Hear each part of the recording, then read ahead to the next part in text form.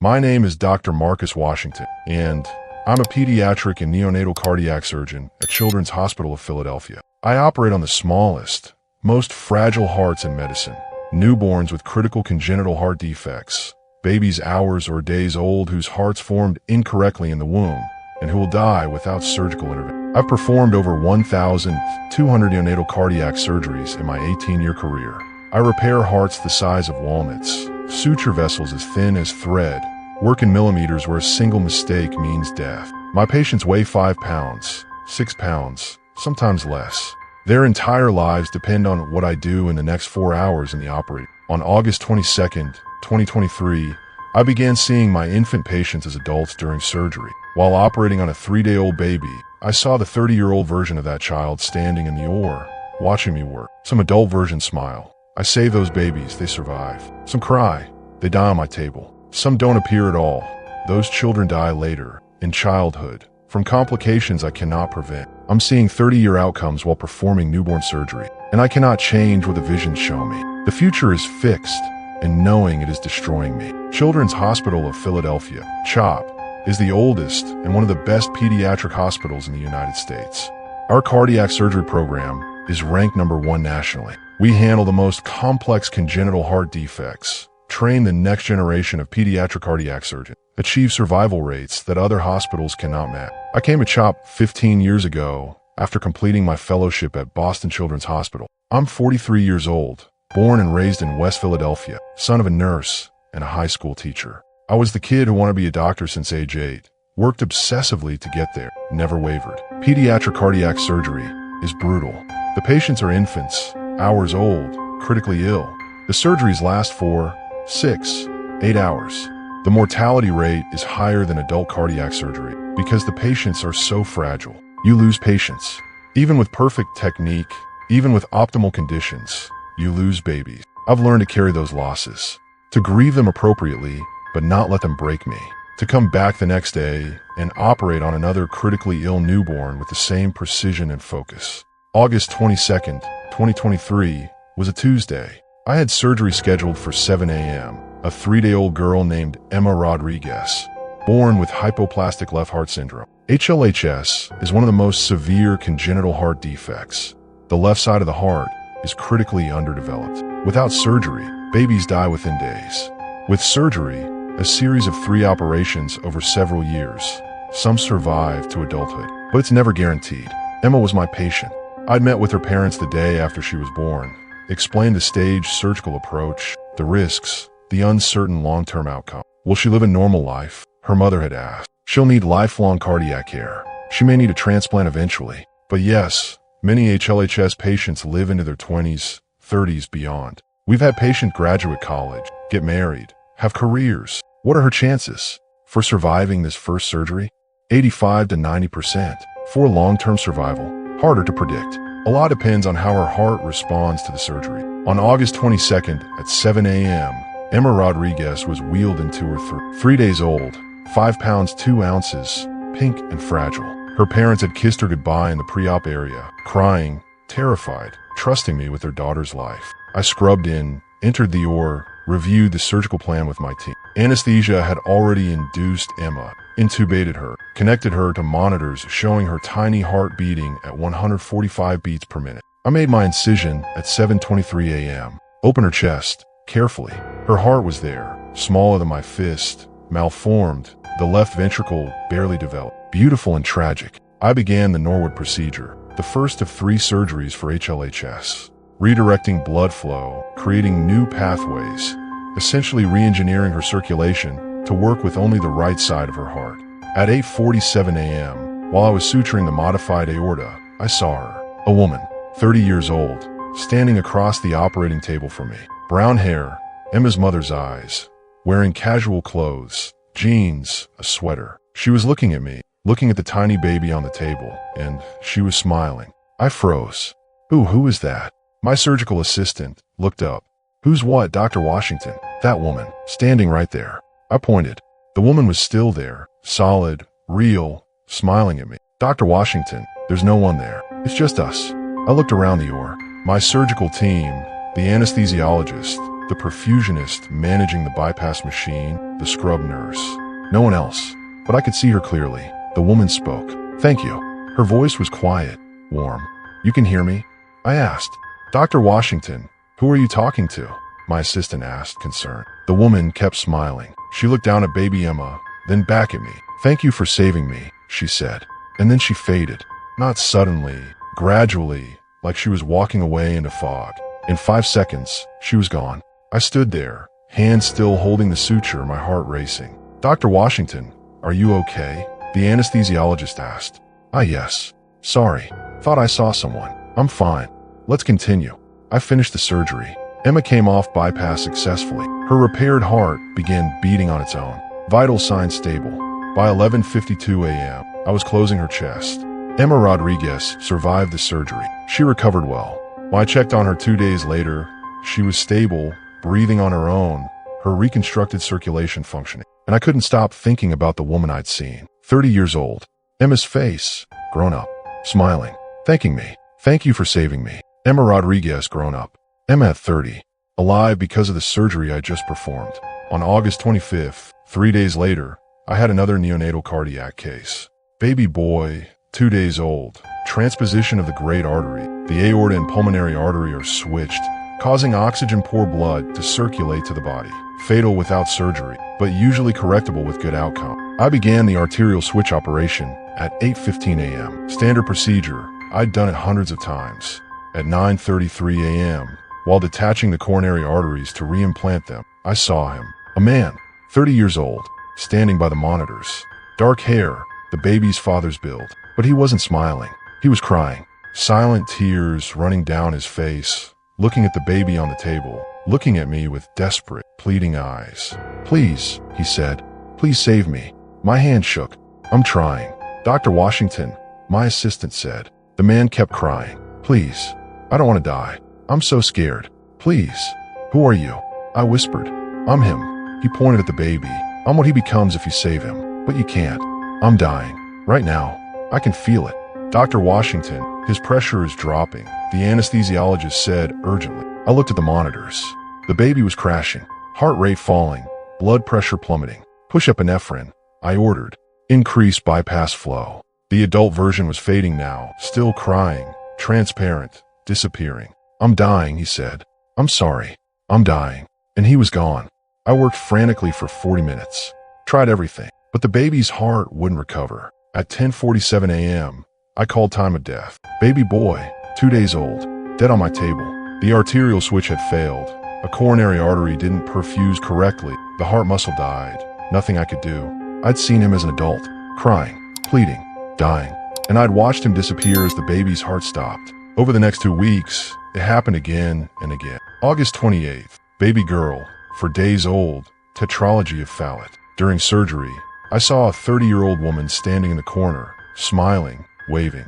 The baby survived. The woman had looked healthy, happy, alive. September 1st, baby boy, 1 week old, total anomalous pulmonary venous return. During surgery, I saw a 30-year-old man appear for just seconds, then fade. Not smiling, not crying, just fading. The baby survived the surgery, but died 3 days later in the ICU from complication. September 5th, baby girl, 5 days old, truncus arteriosus. During surgery, no adult appeared.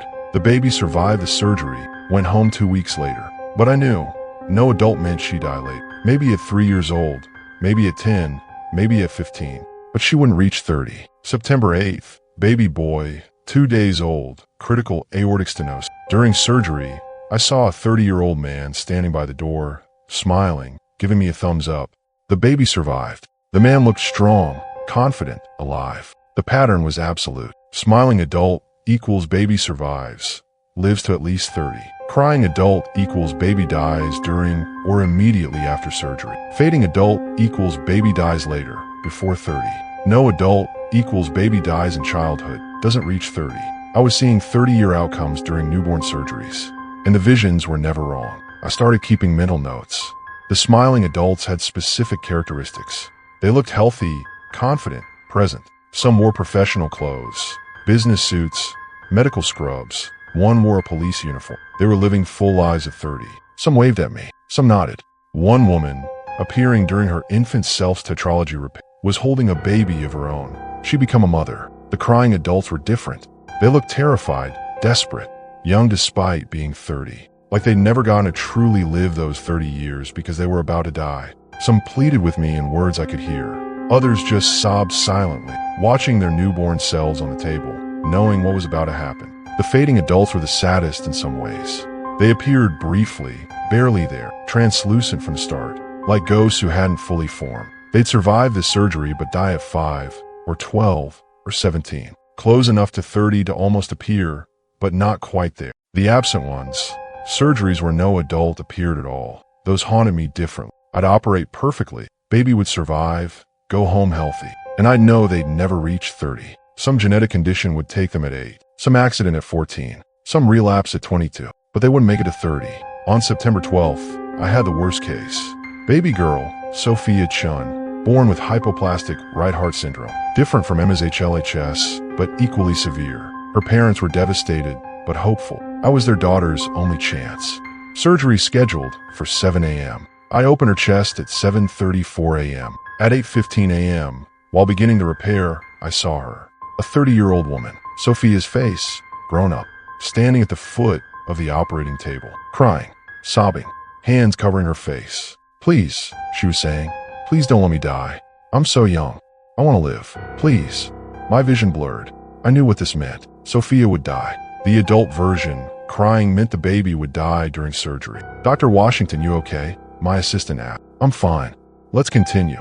But I wasn't fine. I was operating on a newborn who I knew with absolute certainty, would die in the next few hours. The crying adult was watching me, pleading with me, already grieving her own death. "I don't want to die," she kept saying. "Please. I'm scared." I worked with desperate precision, perfect technique, optimal repairs, everything exactly right. At 10:23 a.m., Sophia's heart stopped. We tried to resuscitate, couldn't restart it. At 11:07 a.m., I called time of death. The adult version of Sophia had been crying for 3 hours. As the baby's heart stopped, the adult faded away, still crying, disappearing into nothing. I left the OR, told Sophia's parents their daughter had died, watched them collapse in grief, held it together until I got to my office, then broke down. I'd known. For 3 hours, I'd known she would die. I'd seen her adult self crying, begging, dying, and I'd been powerless to change it. On September 15th, I requested a meeting with Dr. Patricia Morrison, the chief of cardiac surgery. "Patricia, I need to discuss something unusual. During surgeries, I've been seeing visions, adult versions of my infant patients." She looked concerned. "What kind of visions?" "The babies I operate on appear as 30-year-olds in the OR. If they're smiling, the baby survives. If they're crying, the baby dies. If they fade quickly, the baby dies later. If they don't appear, the baby dies in childhood." "Marcus, that's not possible." "I know, but it's happening. Every surgery for 3 weeks. The visions are always accurate." I saw Sophia Chun as an adult, crying, and she died on the table 2 hours later. "You're describing predictive hallucinations. That suggests you're experiencing extreme stress, possibly a psychological break. It's not a hallucination. It's real. I see them as clearly as I see you right now. Can anyone else see them?" "No, just me." "Marcus, you're one of our best surgeons, but what you're describing is concerning. I need you to see hospital psychiatry." "I'm not having a breakdown. I'm not saying you are, but you're reporting visual hallucinations during surgery that predict patient outcome. We need to rule out medical causes, psychiatric evaluation, neurological workup. Until then, I'm suspending you from surgical duty." On September 18th, 2023, I was placed on mandatory medical leave. 18 years of pediatric cardiac surgery, over 1,200 operations, ended because I'd reported seeing my patients' futures. I underwent psychiatric evaluation with Dr. Stephen Brooks. "Tell me about these visions, Dr. Washington." "I see my infant patients as adults during surgery, 30-year-old versions. They appear in the OR, visible only to me. Their emotional state tells me the surgical outcome." "How do you know the visions are accurate?" "I've had 23 surgeries since this started. The visions have been correct every single time. Smiling adults equals baby survives. Crying adults equals baby dies during surgery. No adult equals baby dies late." "Could you be unconsciously picking up on clinical signs during surgery? Subtle changes in vital signs, surgical complications, things your trained eye notices before your conscious mind processes. The visions appear before complications develop. I saw Sophia Chin's adult version crying at the start of surgery before any problems occurred. What if your subconscious is extraordinarily good at predicting outcomes based on anatomy, patient factors, surgical variables, and your brain is manifesting that prediction as visual imagery? That doesn't explain why it's always 30 years. Why not see them as teenagers or elderly? Why specifically age 30? I don't know, but it's more plausible than literal time travel visions showing the future. Dr. Brooks' final assessment. Dr. Washington is experiencing stress-induced hallucinations, likely related to cumulative trauma from pediatric patient death. The visions appear to be his brain's way of processing outcome anxiety by creating predictive imagery. Recommend extended leave, trauma therapy, and medication for anxiety before return to surgical practice. On October 2nd, I was officially terminated from my position at CHOP, framed as medical retirement with full benefits. But the reality was clear. They believed I was mentally unstable. I spent October in limbo. No surgery, no patients, no purpose. I'd built my entire identity around being a neonatal cardiac surgeon, and it was gone. In early November, I received a message through a friend. A small children's hospital in Pittsburgh needed a pediatric cardiac surgeon. They were desperate, understaffed, willing to take a chance on someone with my credentials despite the medical retirement from CHOP. I took the job. Started November 15th, 2023. My first surgery was November 18th. A 1-week-old boy with ventricular septal defect, a hole between the heart's ventricle. Serious, but usually reparable with good outcomes. I opened his chest at 8:42 a.m. At 9:15 a.m., while suturing the VSD patch, I saw him. A 30-year-old man, standing by the anesthesia machine, smiling, waving at me. He was there. The visions hadn't stopped. "Thank you," he said. "I'm gonna have a good life. Thank you for fixing my heart." The baby survived. Perfect repair. The adult version had been right. Over the next month, I operated on 12 infants. I saw adult versions in 9 cases. The pattern held. 5 smiling adults equals 5 babies survived. 2 crying adults equals 2 babies died on the table. 2 fading adults equals 2 babies died later in PACU. 3 no adults equals 3 babies survived surgery, but would die before 30. The visions were still accurate, still unavoidable, still showing me futures I couldn't change. On December 14th, I had a case that broke me completely. Twin boys, born premature, both with critical heart defects. I operated on twin A in the morning, twin B in the afternoon. During twin A surgery at 8 a.m., I saw a 30-year-old man appear, smiling, healthy, alive. The baby survived perfectly. During twin B surgery at 2 p.m., I saw his adult version appear, crying, sobbing uncontrollably. I knew what it meant. I tried everything. Perfect technique, optimal repairs, every intervention I could think of. Twin B died at 4:37 p.m. I had to tell the parents that twin A survived, but twin B died. Had to watch them process that one son would live and one son had died. Had to carry the knowledge that I'd known for hours which twin would die. That night, I sat in my car in the hospital parking lot and broke down. I couldn't do this anymore. Couldn't operate on babies while seeing their adult selves crying, begging me to save them. Couldn't carry the knowledge of which children would die when there was nothing I could do to change it. On December 20th, I met with my therapist, Dr. Angela Martinez. I've been seeing her weekly since October, trying to process everything. I can't keep doing this, Angela. Every surgery, I see their futures. Every crying adult is a baby I know will die. Every absent adult is a child who won't reach 30. I'm operating with knowledge I can't use to change anything. What if the visions are showing you outcomes based on current trajectory? Like probability, not destiny. I've tried changing them. When I see a crying adult, I do everything differently. Better technique, different approaches, extra precaution. It doesn't matter. They die anyway. The visions are showing me what will happen, not what might happen. Then what's the purpose? Why would you be shown unchangeable future? I've been thinking about that for months. Maybe it's about bearing witness, about knowing the truth of their lives, or potential lives. The babies who die never get to become those crying adults, but someone saw them. Someone knew they would have been 30 years old, with hopes and fears and voices. Someone witnessed the future they'll never have. That's a profound burden to carry. It's destroying me. Do you know what it's like to operate on a 3-day-old baby while her 30-year-old self stands across from you crying, begging you to save her, knowing you're about to fail?